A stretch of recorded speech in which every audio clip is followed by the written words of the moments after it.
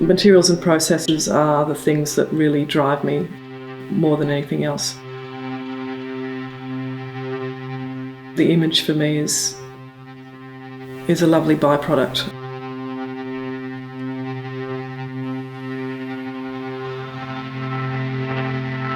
I'm trying to do a lot of different things. It's like creating as many problems as I can for myself that I have to work out, figure out how to find my way out of.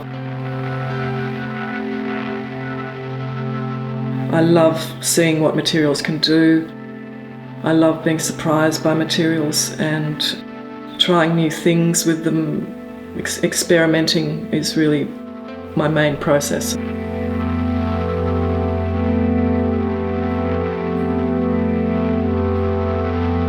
So I'm making paintings, I'm making carved paintings, I'm making curved, misshapen paintings.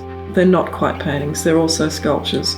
They're oil paint, they're acrylic paint. Now I'm drawing on them as well. It's really confounding, but it is such a lovely challenge to try and overcome all these differences and somehow make them work.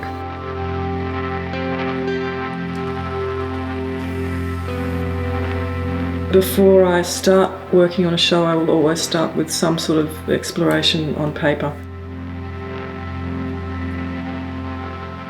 I don't necessarily think of them as being separate things. To me, it's all about mark making, about moving stuff around a surface, whether it's paint or charcoal, doesn't really matter. It allows for me to be really playful and exploratory and to just try a whole lot of different things. And invariably those things will come into the painting somehow.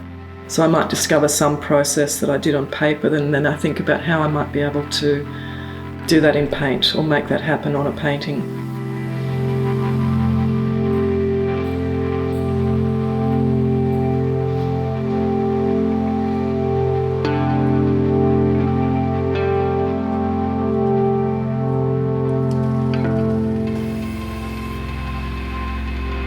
I'm really interested in time and geology and how those rocks form over these immense periods of time. But I like that notion of layers of the earth being formed by, a volcanic eruption and water and heat and all those things. So I try to use those processes in the work to see what happens really.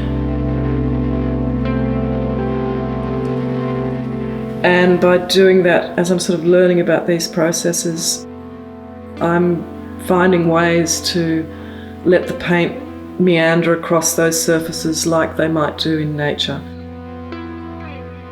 So some of the earlier layers, I'll spray or pour paint and let it drift, using gravity.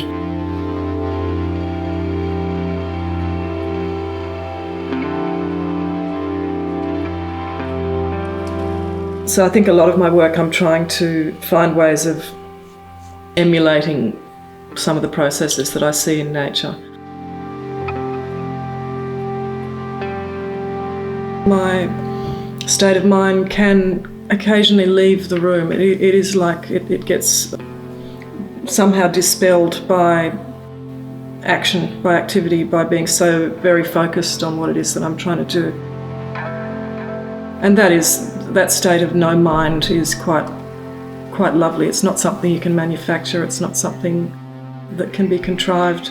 It's like the action or the activity is a form of thinking.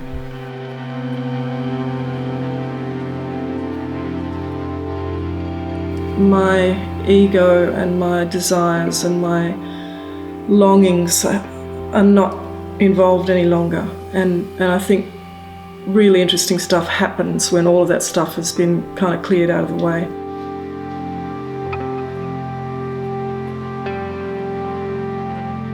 And those hours that you eventually get to where those thoughts and concerns are no longer present, they're the golden hours.